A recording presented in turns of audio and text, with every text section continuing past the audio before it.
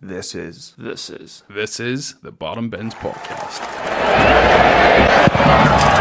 Oh yeah!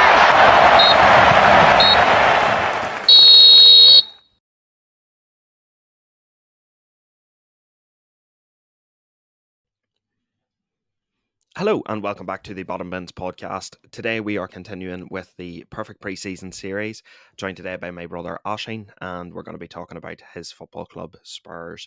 So just to get straight into it, Oisin, look, obviously Spurs, new manager in through the door, Ange Postecoglou. He's actually a manager we spoke about quite a bit on the podcast last year, especially when we had Owen. Owen would have talked him up quite a bit. I watched Celtic in the Champions League quite a lot last year as well, and I actually thought that he put on some really excellent performances. Maybe just didn't get the results that he needed, but I think when you look at Celtic squad compared to other squads in the Champions League, it was always going to be difficult. But look, he is a relative unknown as such in the European game. Obviously, very successful out in Australia and Japan. So, what was your first sort of thoughts whenever you actually seen the deal go through?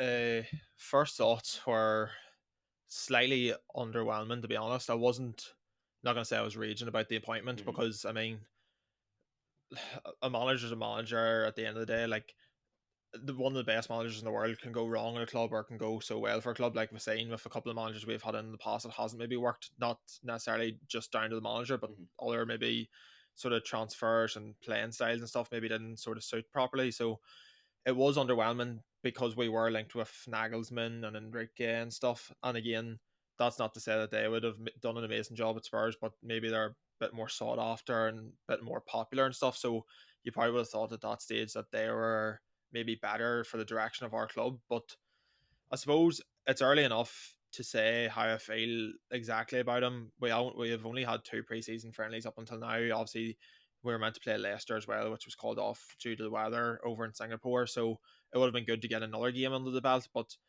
two games, one defeat to West Ham, which was a bit ropey, like sort of conceded a couple from the corner and stuff, from corners, some set pieces again. So that's not ideal, but we played generally good attacking football, which maybe I haven't seen the last while. And then we did play a lower league sort of Asian team as well, and we did hammer them. But like with 30 something shots, I think in that game, Yeah.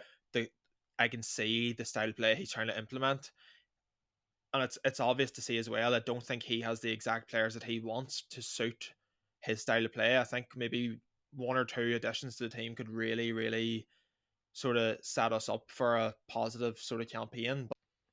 So yes, obviously, Oshin, look, like I said, Postecoglou, relative unknown. He's now had a couple of seasons in Scotland, but when Pochettino came to Spurs, he was still sort of a relative unknown. He had only had one season really with Southampton in the Premier League. So do you think maybe that's the route that Spurs wanted to head down? Because look, they went and got the established names like Mourinho and Conte, hasn't worked out. So do you think this is maybe more of a positive step in the right direction, going for somebody who is that relative unknown, like that the experience not really in the Premier League?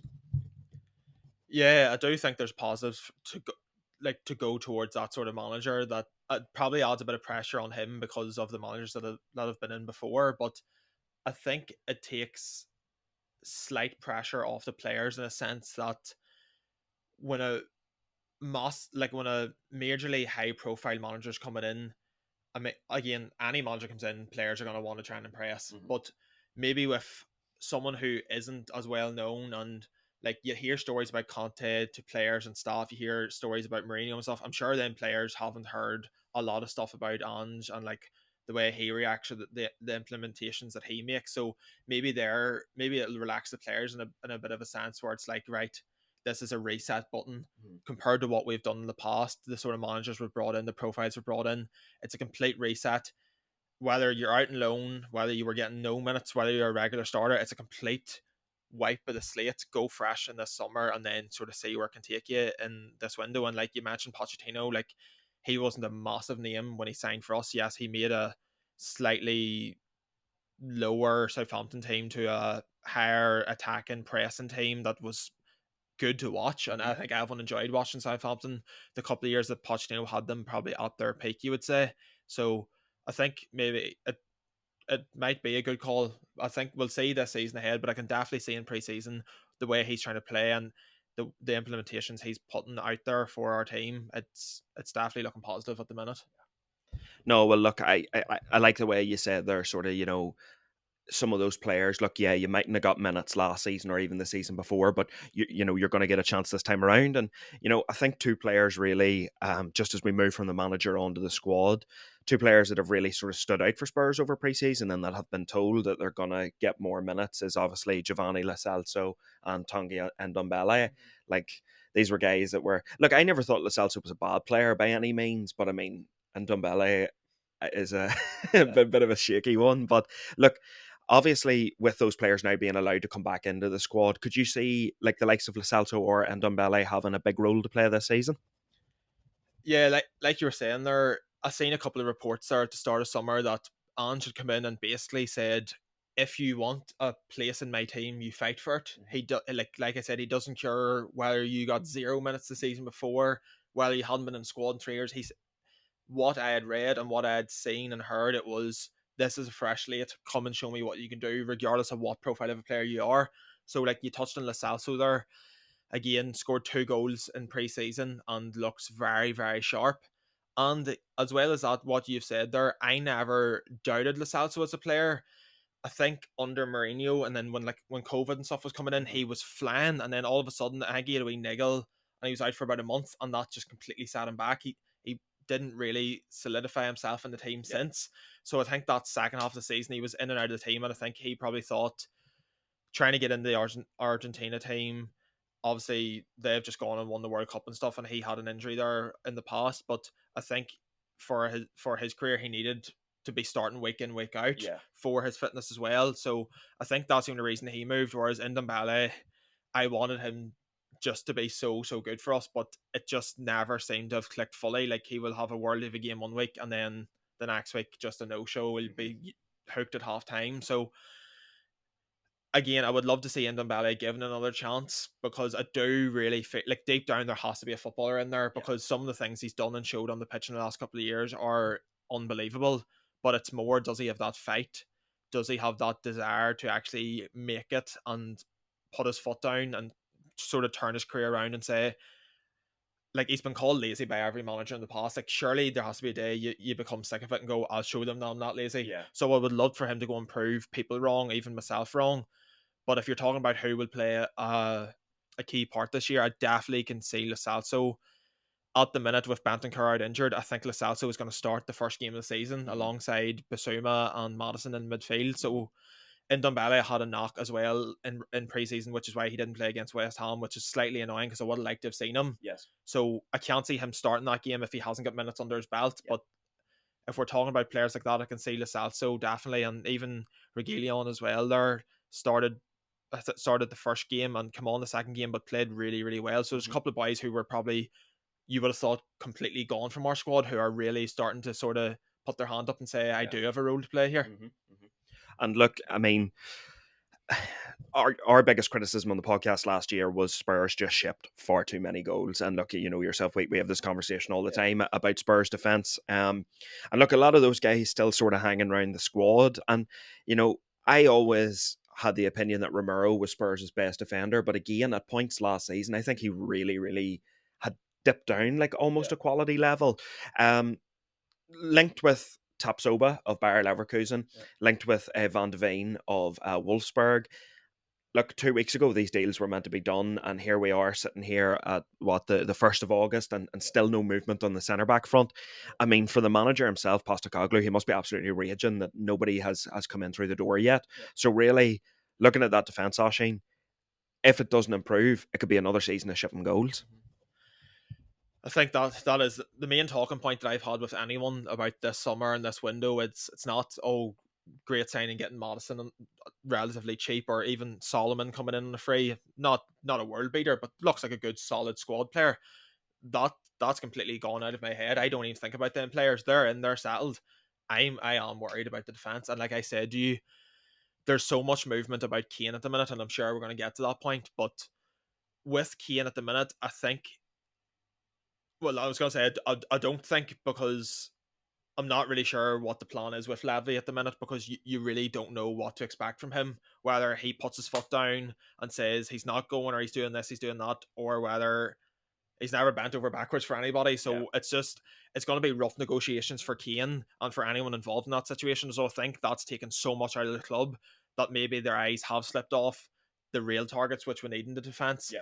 And like I said, I will be absolutely gutted if Kane leaves. And yes, that's at least 25 goals a season gone and stuff.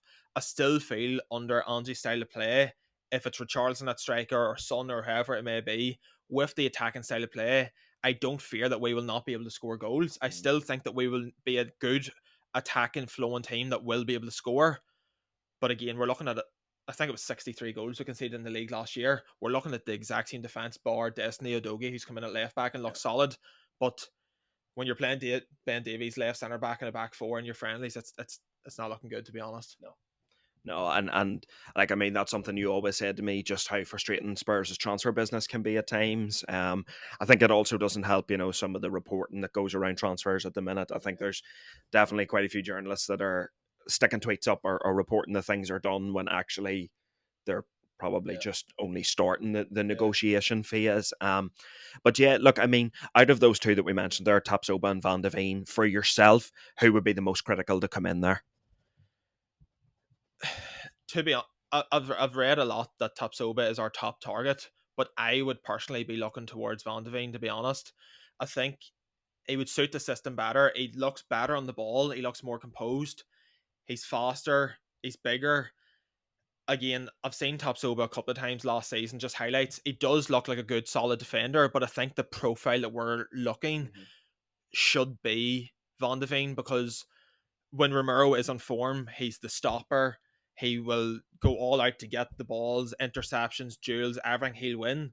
Not really comfortable in the ball. Whereas I think if you slap Tapsoba in beside him, it would really take away from the style of play we're looking to play. Yes, you would maybe have two stopper centre backs, as you would call them, but Van de Ven is that sort of player that can get the head up, move the ball quickly, or he has the strength and the speed and the agility to actually carry the ball to the midfield, which could maybe slip the likes of Madison through in a wee pocket and stuff. Whereas unless we maybe bring another midfielder in that's a complete creator, that's the only reason I would go for Tapsoba, because as long as they're just getting rid of the ball up to midfield, then they can bring it up. But with the sort of characters that we have within the team at the minute, we're maybe missing that one sort of Madison-like player that would maybe increase our creativity by another 20% if we were to bring in a stopper centre back. So I definitely would be going for Van de Ven at the minute, but I would be happy with either, considering the options we have at the minute. So No, agreed. And look, obviously Spurs spent they made Pedro Porro's move permanent, so I think that was 40 million. Like you said, Udogie's just come in through the door. Now, look, the one thing I would say about these two players in particular is they're traditionally wing backs. They're not fullbacks as such. So, look, I mean, the question I want to ask is, I mean, Porro come in January on that like initial sort of loan deal and has been made a permanent now. He was very much signed for Antonio Conte. Does it worry you that 40 million has just been spent on a guy who realistically Man City had to get rid of because he wasn't comfortable playing in a back four? Now you have a manager comes in who solely plays a back four. Does it worry you that maybe money has been mismanaged in that sort of element? I think it's one of them things you look at where we've seen people in the past who weren't able to play a certain position and have been moved on from the club, but under other influences and other managers and coaching styles, they have been able to slot in. So one that comes to mind is Walker Peters for me. We sold Walker Peters because he was too weak to play as a fullback. But like, yeah, Southampton got relegated, but you could say he was one of the most positive players in their team, regardless of whether he was playing right back or left back. He looked as comfortable in either position. So it's one of them ones where, yes, it probably is a gamble, and it's 40 million. We're being quoted around 40 million for both of them centre backs, so we could have had one of them in by now if it was going by financial reasons. Again, there was a couple of times last year Porro did look quite suspect defensively. But again, I know it's only pre-season, 2 games in. He's looked pretty solid as a fullback under Ange. He has the freedom of the sort of style of play that we are implementing at the minute is high pressing, sort of high lines. So yes, there's going to be games where you're pushed back and he will be playing as a full back. But at the minute, the way we're trying to play, it's sort of like Alexander Arnold at Liverpool, not as full into the centre mid, but he is getting to push inside a wee bit where he's more comfortable on the ball and he can take men on, he can pass the ball, he can dribble, he can do all that. So yes, there will be a stage where he has to keep tracking back, has to keep defending, but I think Ange's style will suit the way he wants Porro to play as well. And then the same goes for Udogie. Slightly different in, yes, he's a natural wing back. He's very good at going forward. Got a good amount of goals in the Serie A the last 2 seasons for a very young player. The only thing is I think he's about 6'2" and he's quite strong. He's bigger than Porro, so I'm not too worried about his side. Yes, you don't just have to be strong to be a good defender, but I've seen him. He's able to track back. He's able to cover. He can win aerial duels, whereas Porro is probably very weak at aerial duels and stuff like that at the back post. But defensive wise, I have seen a slight improvement, so that could have been something that they've been working at through preseason to really work on Porro's defensive skills in 1v1. So I think that is sort of clicking in games at the minute. Yeah, well, I think that would be a positive thing for Spurs if they could get Porro sort of firing on all cylinders. And look, just general overview of Spurs' business. Obviously, Madison coming in for around the £40 million mark, which in my opinion is an absolute steal. New goalkeeper Vicario, obviously. We highlighted on one of our transfer episodes, he statistically was Serie A's second or third best goalkeeper. But again, he is sort of a relative on loan. He's made a couple of appearances for the Italian national team, so at least, he has that national status, that credibility behind him. And of course, going to be very hard to start ahead of Donnarumma for Italy. Yeah, I mean, you look at those two signings. I think for the £59 million combined for those two, I think that's really, really, really good business. Then Solomon coming in on a free, of course.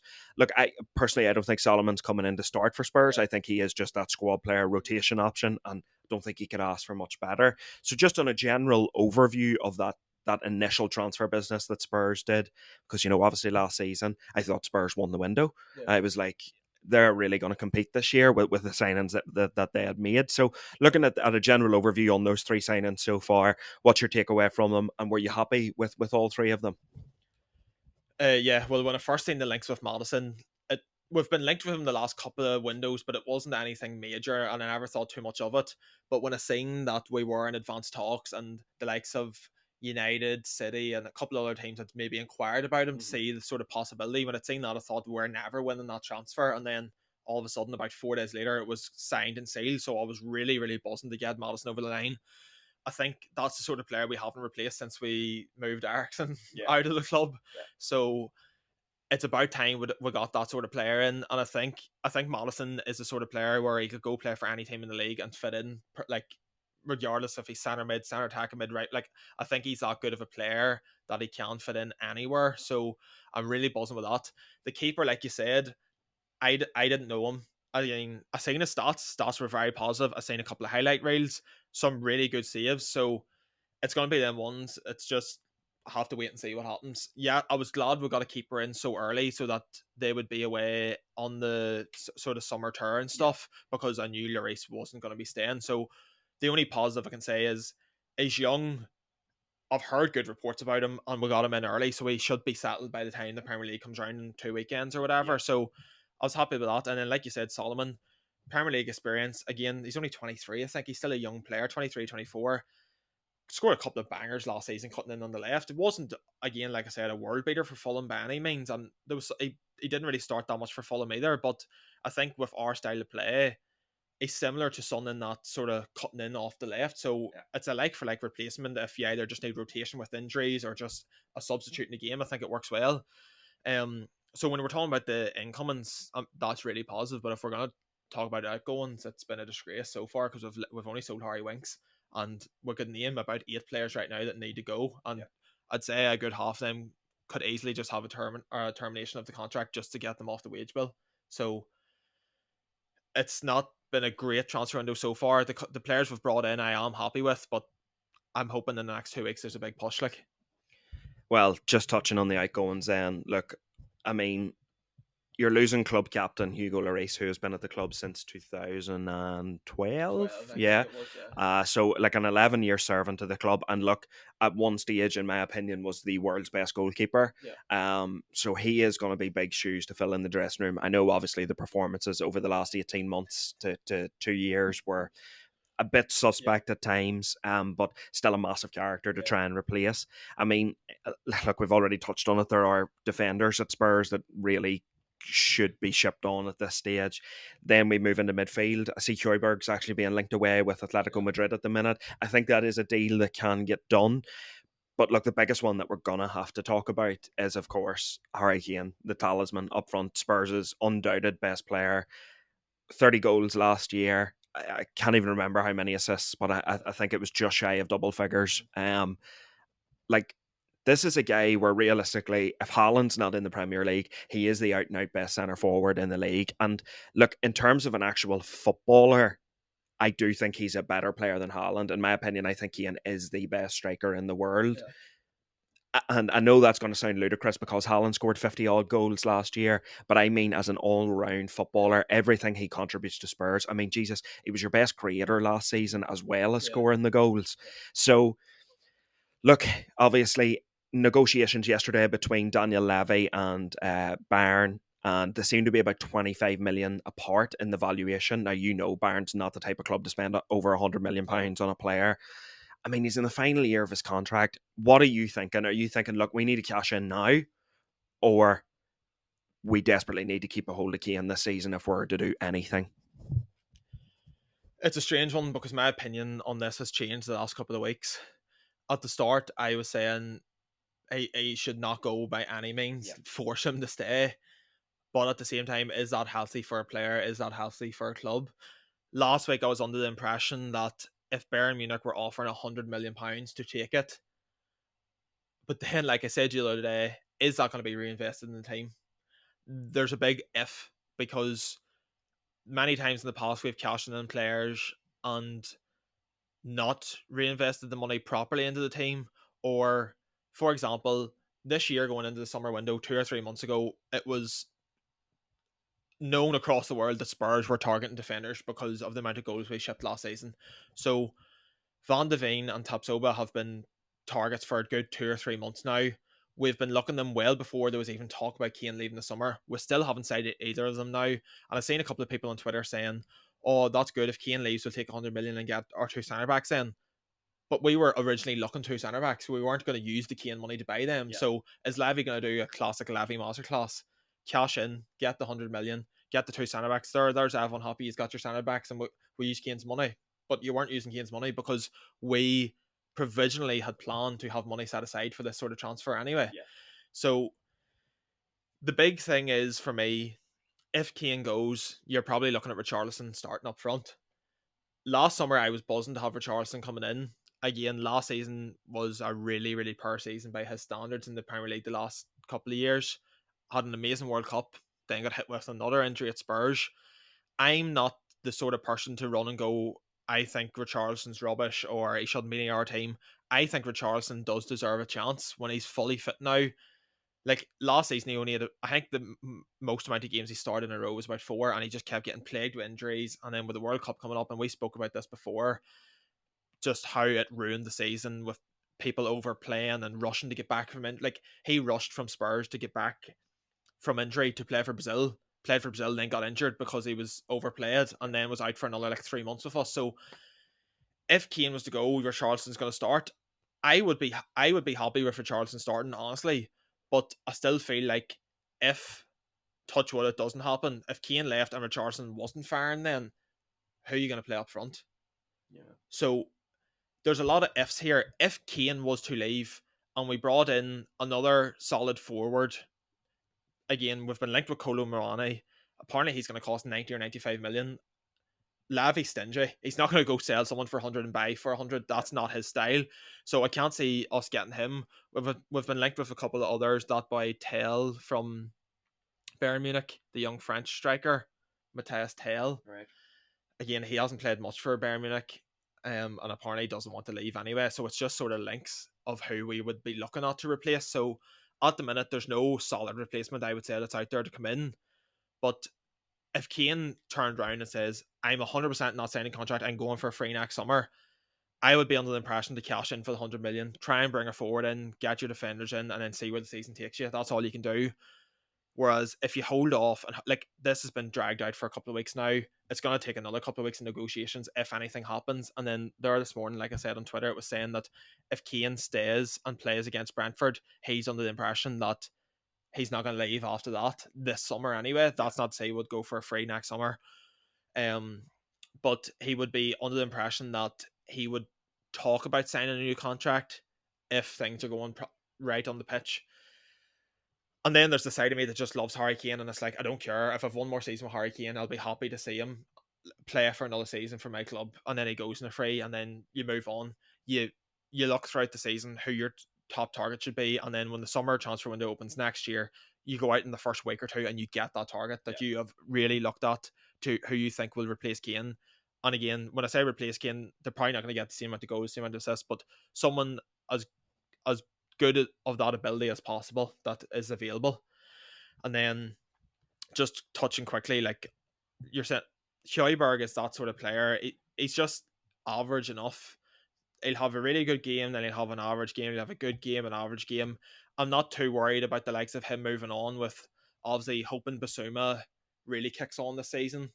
Madison coming in, even if the likes of the Salso is to play and play as well, then you've Bentancur coming back from injury, you've skipped there as well for rotation. I don't think we're too bad in around the midfield, but you're talking about defence like Dar, Sanchez, Davies, Sasson, they're all players that you could literally just move them on right now, rip up the contract, because I don't see them having a future with us.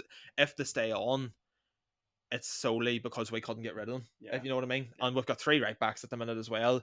It's not the worst issue to have in the world, but it's a bit unnecessary in the wage bill when we are looking to bring in other defenders. So I think there definitely needs to be a movement. Yeah. No, like I fully understand, and look, like you said, there is realistically no replacing Keane. Like no player's going to come in and do the job that the Keane does for Spurs. So really, what you've been looking at is a different profile of striker. You know, something different, something that you haven't had before. The only thing I would disagree with you on is just the Richarlison.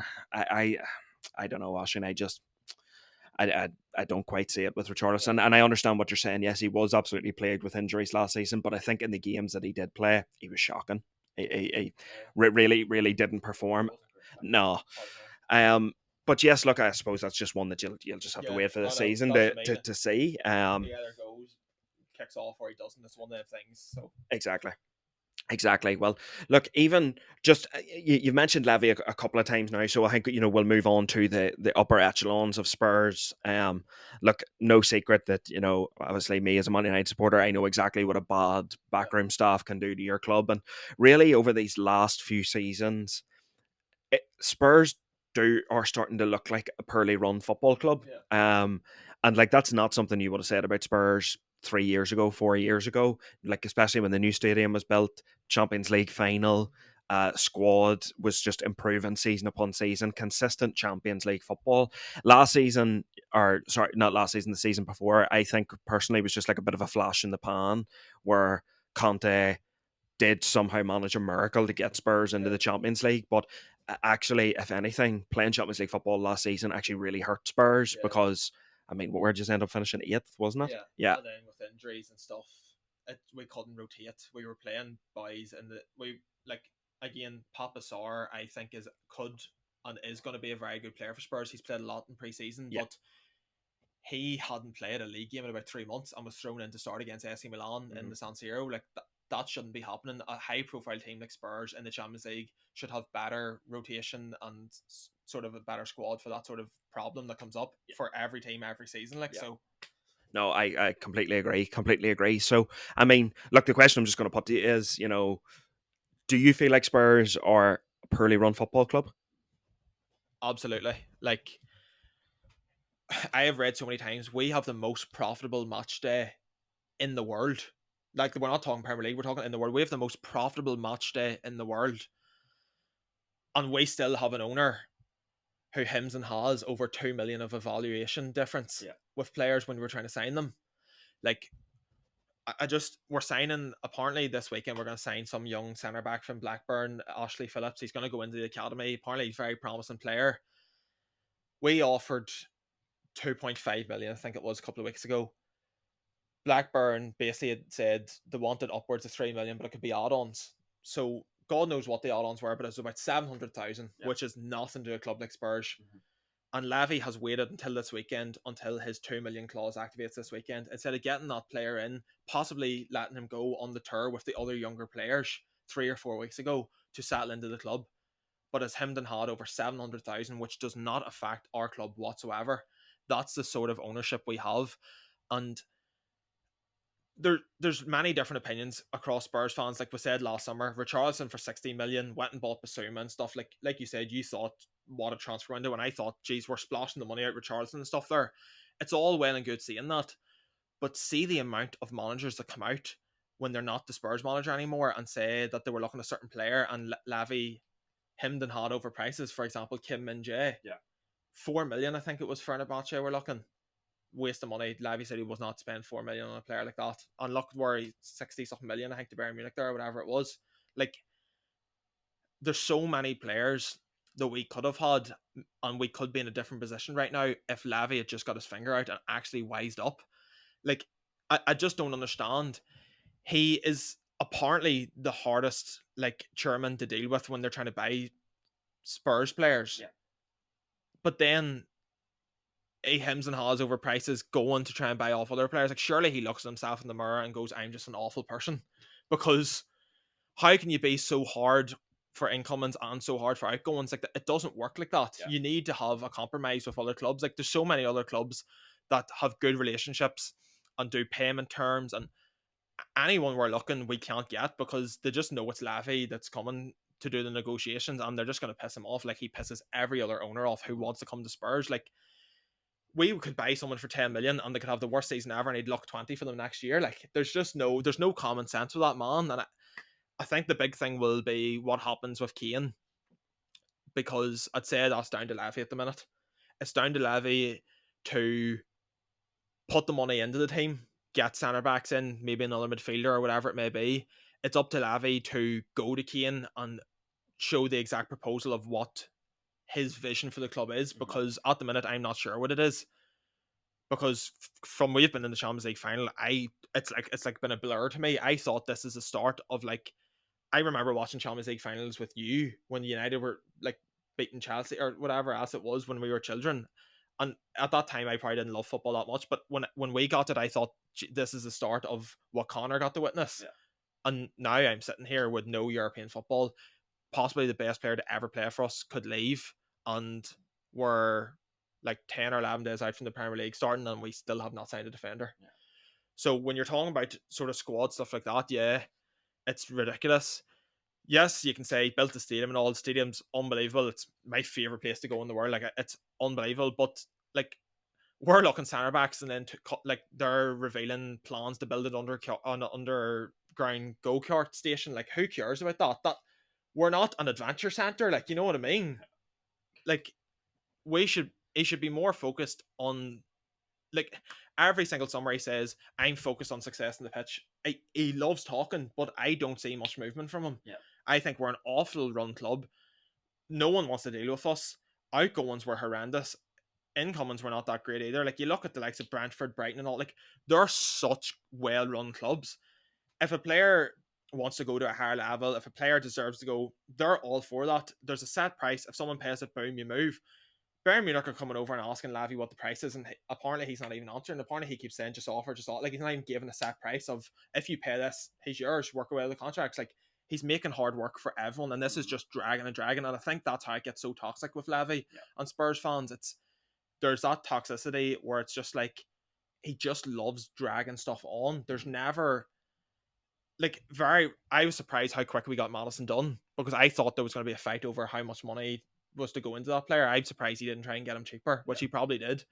So it is at the minute, it's really hard to be a Spurs fan, because your owner keeps talking like he's the biggest supporter in the world of Spurs, but he acts like he hates them. So it's a really, really difficult situation to be in. No, I completely understand your frustration with that one. Like, even just when you're talking about the prices of players, like, I think, Harry Kane was very much United's priority target, but John Murda, or like CEO or CFO, whatever he is, like the first thing he said was, "Well, I'm not dealing with Daniel Levy, so you can rule that one out." Yeah. Like, the other owners around the Premier League notoriously do not want to deal with the man because, well, look, I understand the wanting to drive a hard bargain. It must be annoying when people come in for your best players, Yeah. and I do understand that. But I mean, like for a player with 1 year left on their contract to be demanding over 100 million, like what I think he said, 120 million 120 million. for a Premier League club to Yeah. try and sign him, like 1 year left on a contract. That no player in the world goes for that really with 1 year, like you know No. what I mean. And again, I understand like he probably doesn't want to get rid of Kane. Like, well, clearly he doesn't. That's such a hard situation to be in, but there has to be a compromise somewhere. Yeah.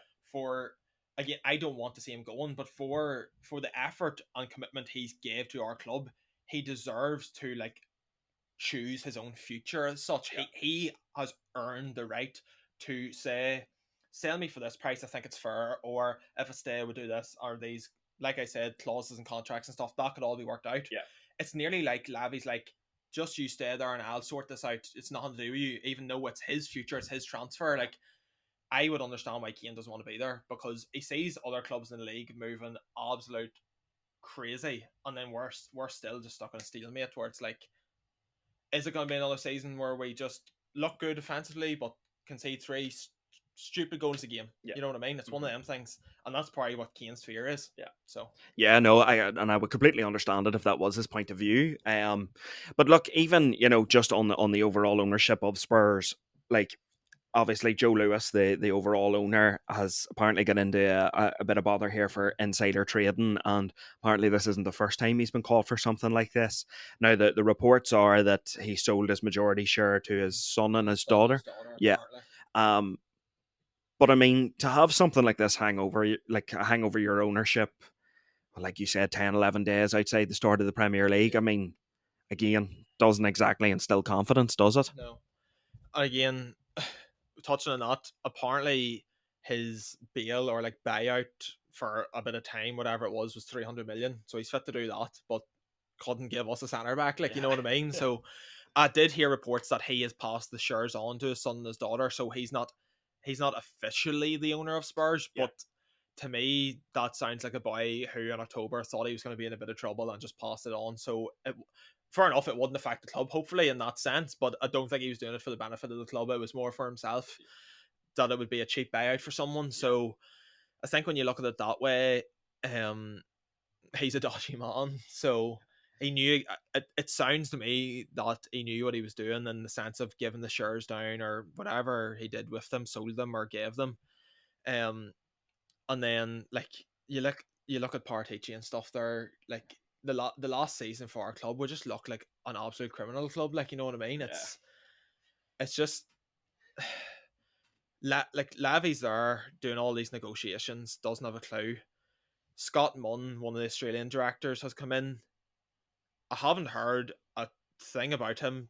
Don't know what he does or what sort of work he's doing for Spurs. Apparently he was going to assist the director of football, which we still haven't assigned. Yeah. Considering Partici was gone how long ago? April, Yeah. I think. So from the 1st of June, there was all these reports. Spurs are getting the director of football in this week, blah, blah, blah. But Scott Munn's come in as like a head of something, but it's definitely not director of football. And Yeah. I haven't heard or seen of him doing one bit of work for Spurs. So he was meant to go on the tour, apparently, there, the pre-season tour, but couldn't go or had some other thing. So at the minute, it you'd swear our club is literally Levy, Postecoglou in the team. Yeah. And Levy is just an absolute toxic character to have at the head of it all, and there's no one, even it doesn't seem like there's anyone underneath to even try and guide the club in the right direction. So it's one of them situations where this season could really, like, I know I've said it the last couple of seasons, but this season could really define the future of our club.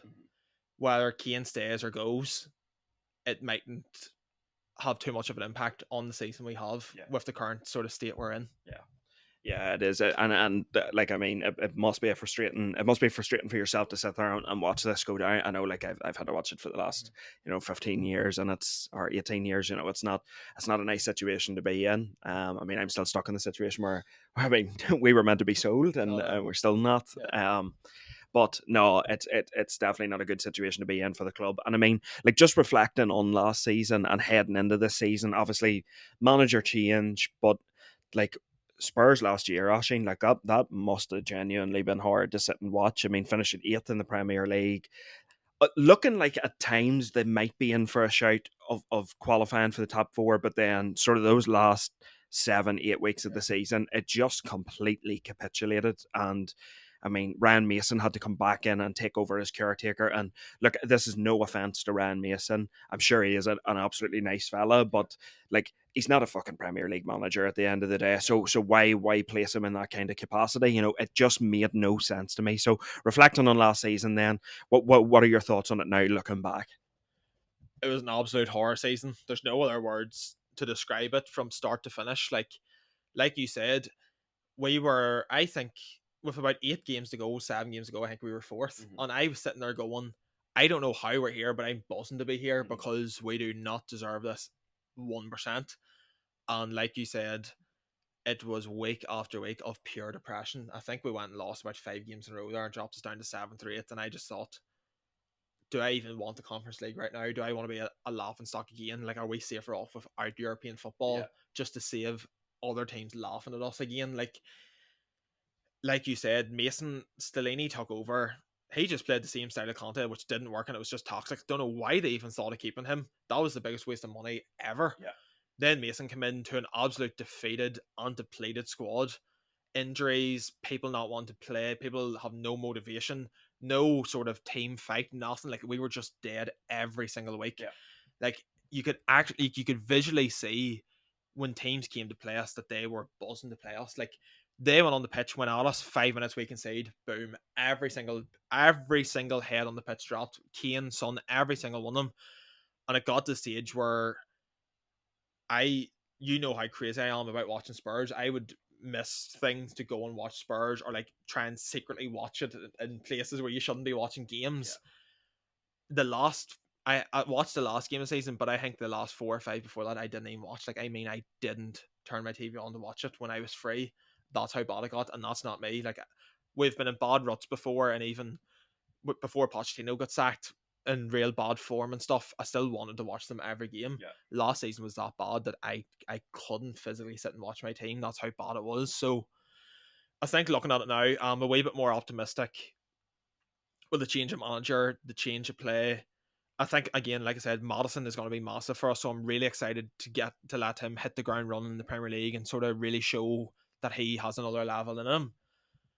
There's like, it's just plagued though, because in the back of my mind I'm still sitting there going, we still don't have defenders, and we don't know what Kane's doing. So it's hard for me to get excited, because like, when a new manager comes in, regardless of what situation your club's in, you do get a bit of excitement. You do think, right, hopefully he can take us on.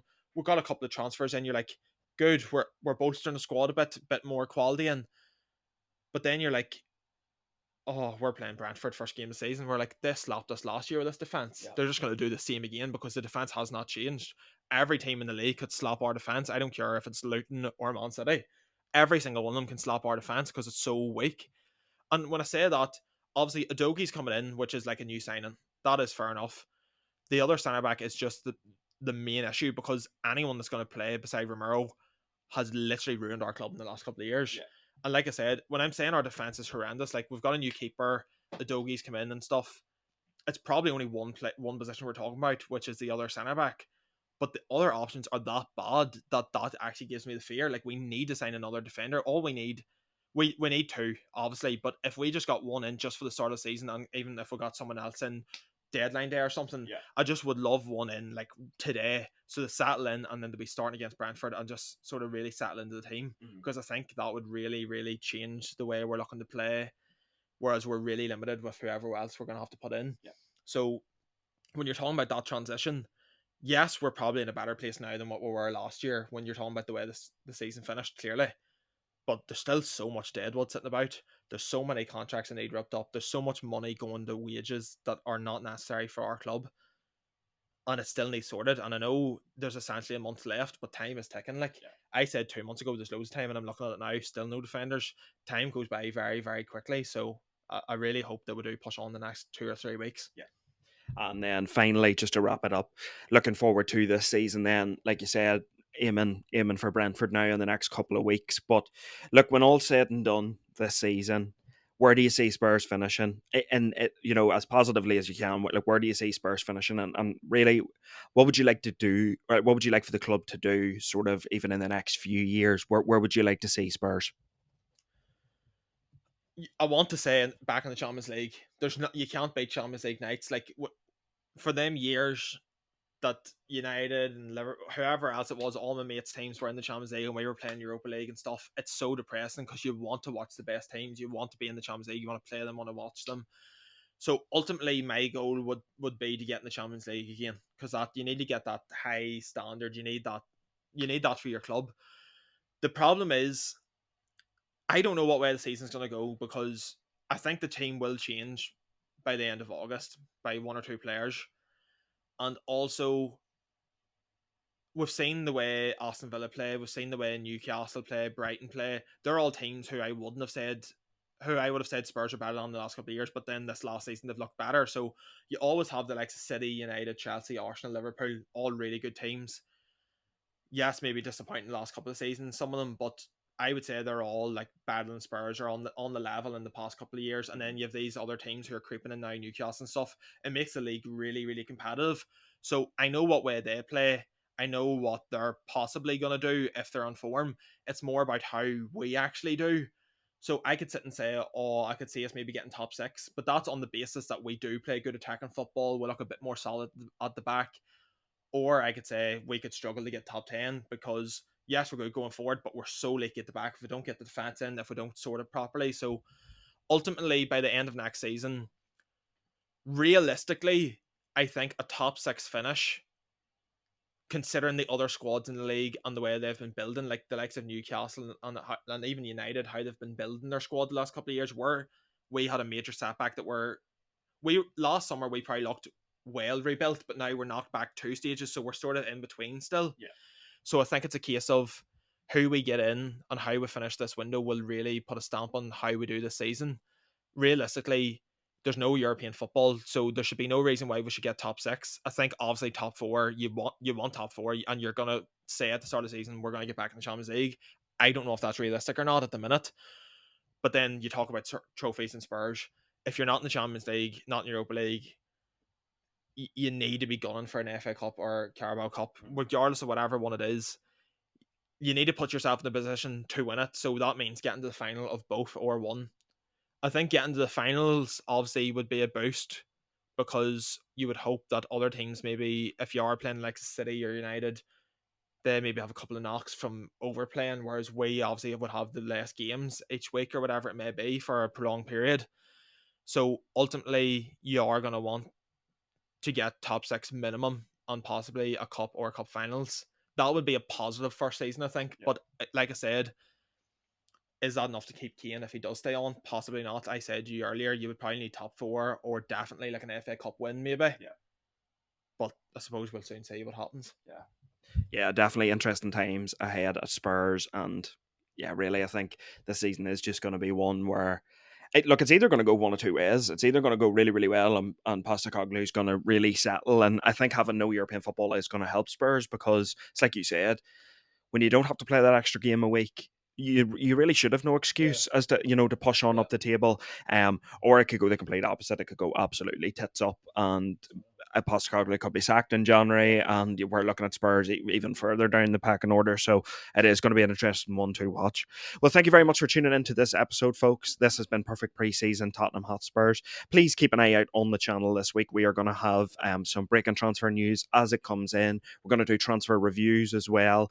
The Summer Transfer Podcast will be back next week, along with predictions and early predictions for the Premier League next season. As always, you can follow us at Bottom Bins Pod. That's Twitter, Instagram, and TikTok. Please head over there. There's plenty of content over on those platforms. And a massive thank you. The last 2 weeks, we have managed to hit over 120,000 views on all platforms just for content that we produced in the last 2 weeks. So that is absolutely magnificent, and that doesn't happen without your support. So thank you very, very much for doing that. Oisin, thank you for jumping on. Thank you for having me. It's a pleasure. Not a bother. Pleasure to have you as always. And as always, please keep a bottom bins.